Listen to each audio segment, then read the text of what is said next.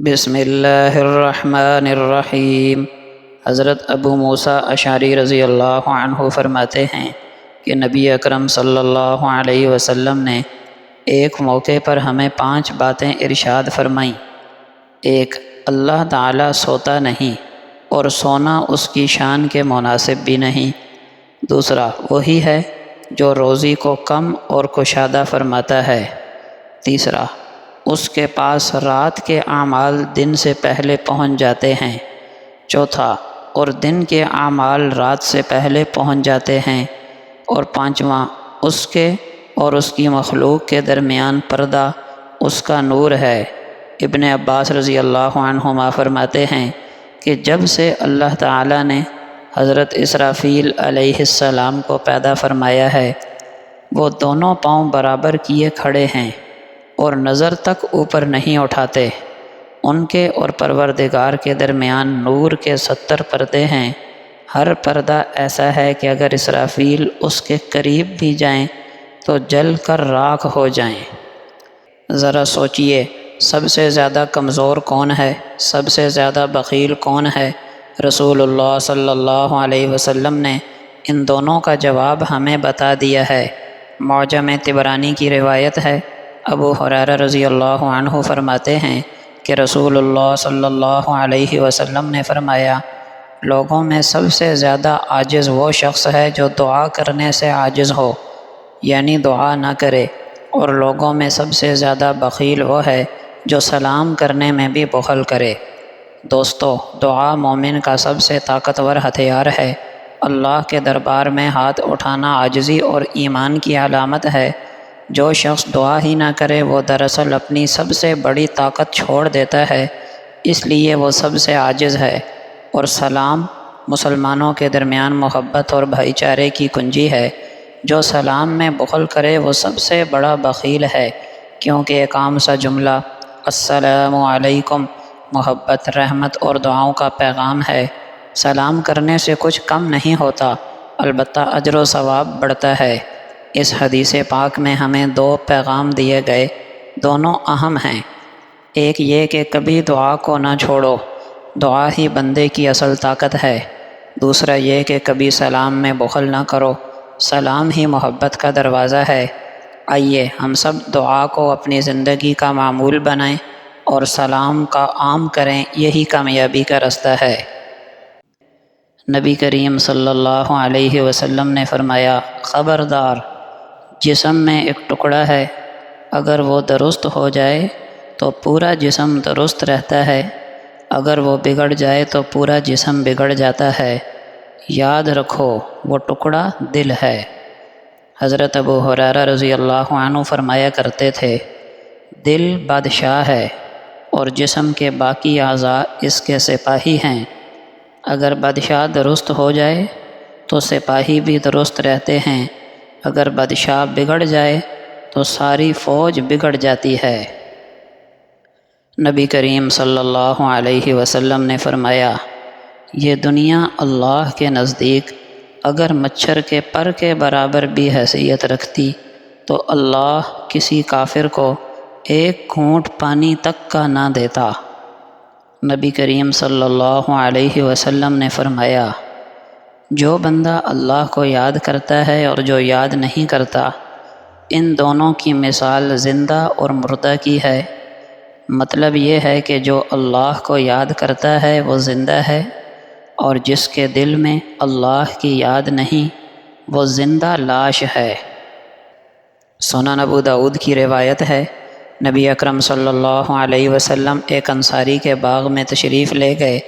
وہاں ایک اونٹ کھڑا زور زور سے چلا رہا تھا۔ جیسے ہی اس نے آپ صلی اللہ علیہ وسلم کو دیکھا تو وہ بلبلانے لگا اور اس کی آنکھوں سے آنسو بہنے لگے۔ آپ صلی اللہ علیہ وسلم قریب گئے، اس کے سر اور کنپٹی پر اپنا دست شفقت پھیرا تو وہ اونٹ فوراً خاموش اور مطمئن ہو گیا۔ آپ نے پوچھا کہ یہ اونٹ کس کا ہے؟ لوگوں نے ایک انصاری کا نام بتایا۔ آپ صلی اللہ علیہ وسلم نے اس کے مالک کو بلا کر فرمایا، اللہ پاک نے یہ جانور تمہارے قبضے میں دیا ہے، یہ تمہارے ماتحت ہیں، اس لیے ان پر رحم کرو۔ تمہارے اونٹ نے مجھ سے شکایت کی ہے کہ تم اسے بھوکا رکھتے ہو اور اس کی طاقت سے زیادہ کام لیتے ہو، اس کو تکلیف دیتے ہو؟ پیارے دوستو، اس حدیث میں نبی اکرم صلی اللہ علیہ وسلم نے اپنی امت کو یہ سبق دیا ہے کہ جانوروں کے ساتھ ظلم کرنا بڑا گناہ ہے۔ اللہ نے ہمیں اختیار دیا ہے، لیکن اس اختیار کے ساتھ ذمہ داری بھی دی ہے۔ جو شخص جانور کو بھوکا رکھے یا اس کی طاقت سے زیادہ کام لے وہ ظالم ہے۔ جانور بے زبان ہیں، لیکن ان کا حق اللہ کے نزدیک بہت بڑا ہے۔ نبی اکرم صلی اللہ علیہ وسلم کی شفقت صرف انسانوں پر نہیں بلکہ جانوروں پر بھی تھی۔ یہ اسلام کی رحمت عالمینی کا ثبوت ہے۔ اسلام صرف انسانوں کے حقوق نہیں بلکہ جانوروں اور سب مخلوقات کے حقوق سکھاتا ہے۔ جو رحم نہیں کرے گا اللہ تعالیٰ بھی اس پر رحم نہیں کرے گا۔ جو لوگ گھروں میں جانور پالتے ہیں اور ان کے حقوق ادا نہیں کرتے، انہیں ڈرنا چاہیے کہ قیامت کے دن یہی جانور اللہ کے دربار میں ان کے خلاف گواہی دیں گے۔ نبی اکرم صلی اللہ علیہ وسلم نے فرمایا، تم میں سب سے بہتر وہ ہے جو اپنے گھر والوں کے ساتھ بہتر ہو، اور میں اپنے گھر والوں کے ساتھ سب سے بہتر ہوں۔ دوستو، روزمرہ کی چھوٹی چھوٹی باتیں جیسے مسکرا کر ملنا، نرم لہجے میں بات کرنا، غلطی کو معاف کر دینا، معمولی سا تحفہ دے دینا، یہ سب بڑے اثرات رکھتے ہیں۔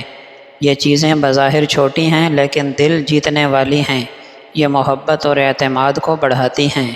نبی کریم صلی اللہ علیہ وسلم کا اپنے اہل خانہ کے ساتھ رویہ محبت، نرمی اور خدمت والا تھا۔ آپ خود گھر کے کاموں میں حصہ لیتے، بچوں کے ساتھ شفقت فرماتے، ازواج مطہرات کے ساتھ نرمی اختیار کرتے۔ اس لیے جو شخص اپنے گھر والوں کے ساتھ اچھا ہے وہی حقیقت میں سب سے بہتر ہے۔ نبی اکرم صلی اللہ علیہ وسلم نے فرمایا، اے مردوں کی جماعت، عورتوں کے بارے میں بھلائی کی وصیت قبول کرو، یعنی ان کے ساتھ اچھا سلوک کرو۔ محترم دوستو، یہ الفاظ صرف نصیحت نہیں بلکہ ایک حکم ہے۔ مطلب یہ ہے کہ گھر کی ہر عورت کے ساتھ عزت، شفقت اور نرمی سے پیش آؤ۔ بیوی ہو، ماں ہو، بہن ہو یا بیٹی، سب کے ساتھ شائستگی اور عزت کا رویہ اختیار کرنا ایمان کا تقاضا ہے۔ یاد رکھو، اختلاف رائے زندگی کا حصہ ہے، مگر اللہ کے نبی صلی اللہ علیہ وسلم کی تعلیم یہ ہے کہ چھوٹے چھوٹے جھگڑوں میں صبر کرو، غصے اور سختی سے نہیں بلکہ حسن اخلاق سے معاملہ کرو۔ گھر کے فیصلے صرف مرد کا حق نہیں بلکہ عورت کو بھی اس میں شریک کرو۔ جب عورت کو عزت اور اعتماد ملتا ہے تو گھر سکون کا گہوارہ بن جاتا ہے۔ یہ حدیث ہمیں سبق دیتی ہے کہ عورت کے ساتھ بھلائی کرنا صرف ایک اچھا عمل نہیں بلکہ رسول اللہ کی سنت ہے۔ جو اپنی بیوی اور گھر کی عورتوں کے ساتھ اچھا ہے وہی دراصل سب سے بہتر مرد ہے۔ آئیے ہم سب عہد کریں کہ اپنے گھروں میں نبی کریم صلی اللہ علیہ وسلم کی تعلیمات کو زندہ کریں گے، صبر، محبت اور عزت کے ساتھ اپنی خواتین کے ساتھ برتاؤ کریں گے تاکہ ہمارے گھر بھی جنت کا نمونہ بن جائیں۔ مسند احمد کی روایت ہے، حضرت عبداللہ ابن مسعود رضی اللہ عنہ فرماتے ہیں کہ رسول اللہ صلی اللہ علیہ وسلم نے فرمایا، قیامت کی نشانیوں میں سے ایک یہ ہے کہ ایک شخص دوسرے کو صرف جان پہچان کی بنیاد پر سلام کرے گا، نہ کہ مسلمان ہونے کی بنیاد پر۔ پیارے دوستو، اسلام میں سلام کرنا ایک عظیم نیکی ہے، یہ ایمان کی علامت ہے۔ جب آپ کسی مسلمان کو السلام علیکم کہتے ہیں تو آپ اس کے لیے امن اور رحمت کی دعا کرتے ہیں، لیکن افسوس آخری زمانے میں لوگ اسلام کی یہ تعلیم بھول جائیں گے۔ وہ اجنبی مسلمان کو دیکھ کر سلام نہیں کریں گے بلکہ صرف جان پہچان والوں کو سلام کیا جائے گا۔ اس روش کو اللہ کے محبوب صلی اللہ علیہ وسلم نے قیامت کی علامت قرار دیا۔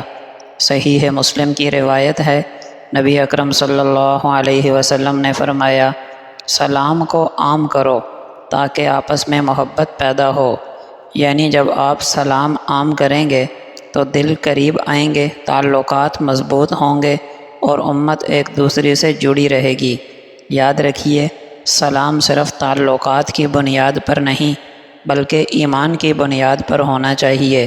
تو آئیے عہد کریں کہ ہم رسول اللہ صلی اللہ علیہ وسلم کی اس مبارک سنت کو زندہ کریں گے۔ نبی اکرم صلی اللہ علیہ وسلم نے حضرت جبرائیل علیہ السلام سے پوچھا، کیا تم نے اپنے رب کو دیکھا ہے؟ یہ سن کر جبرائیل کانپ اٹھے اور عرض کیا، اے محمد صلی اللہ علیہ وسلم، میرے اور ان کے درمیان تو نور کے 70 پردے ہیں، اگر میں کسی ایک کے نزدیک بھی پہنچ جاؤں تو جل جاؤں گا۔ نبی اکرم صلی اللہ علیہ وسلم کا فرمان ہے کہ رب تعالیٰ فرماتے ہیں، اے بندو، تم خرچ کرو، میں تمہیں دوں گا۔ پھر آپ صلی اللہ علیہ وسلم نے فرمایا، اللہ تعالیٰ کے خزانے بھرے ہوئے ہیں، رات اور دن کا مسلسل خرچ کرنا ان خزانوں میں کوئی کمی نہیں کرتا۔ کیا تم دیکھتے نہیں ہو کہ جب سے اللہ تعالیٰ نے آسمان و زمین کو پیدا کیا اور اس سے بھی پہلے جب کہ اس کا عرش پانی پر تھا کتنا خرچ کیا؟ اس کے باوجود اللہ کے خزانے میں کچھ کمی نہیں ہوئی۔ تقدیر کے اچھے برے فیصلوں کا ترازو اللہ ہی کے قبضۂ قدرت میں ہے۔ ابو ہریرہ رضی اللہ عنہ فرماتے ہیں کہ نبی اکرم صلی اللہ علیہ وسلم نے فرمایا، اللہ تعالیٰ قیامت کے دن زمین کو اپنے قبضے میں لیں گے اور آسمانوں کو اپنے دائیں ہاتھ میں لپیٹیں گے، جیسا اللہ کی شان کے لائق ہے۔ ہم اس پر ایمان لاتے ہیں اور اس کی کیفیت کے بارے میں سوال نہیں کرتے۔ پھر اللہ پاک فرمائیں گے، میں ہی بادشاہ ہوں، میں ہی بادشاہ ہوں، کہاں ہیں زمین کے بادشاہ؟ ابو ذر رضی اللہ عنہ فرماتے ہیں کہ نبی اکرم صلی اللہ علیہ وسلم نے ارشاد فرمایا، میں وہ چیزیں دیکھتا ہوں جو تم نہیں دیکھتے، اور میں وہ باتیں سنتا ہوں جو تم نہیں سنتے۔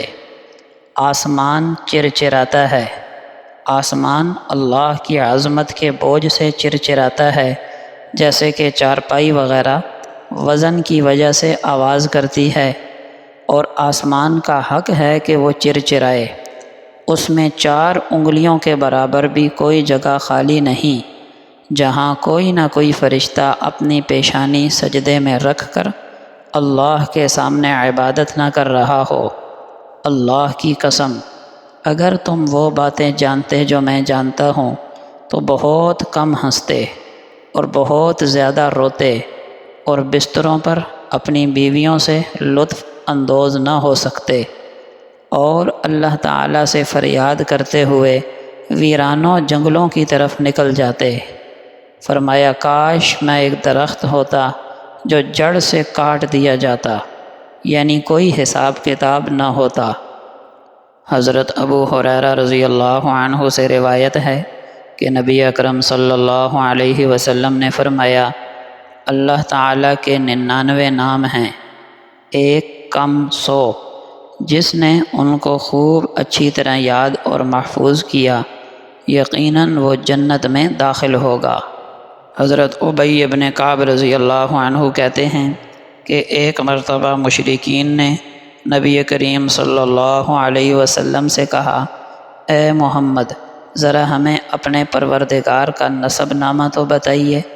اس پر اللہ پاک نے یہ صورت یعنی سورہ اخلاص نازل فرمائی، قل هو اللہ احد، آپ کہہ دیجئے کہ اللہ ایک ہے، اللہ الصمد، اللہ بے نیاز ہے، لم یلد ولم یولد، نہ اس کی کوئی اولاد ہے نہ وہ کسی کی اولاد ہے، ولم یکن لہ کفوا احد، اور نہ ہی کوئی اس کا ہمسر اور اس کے برابر کا ہے۔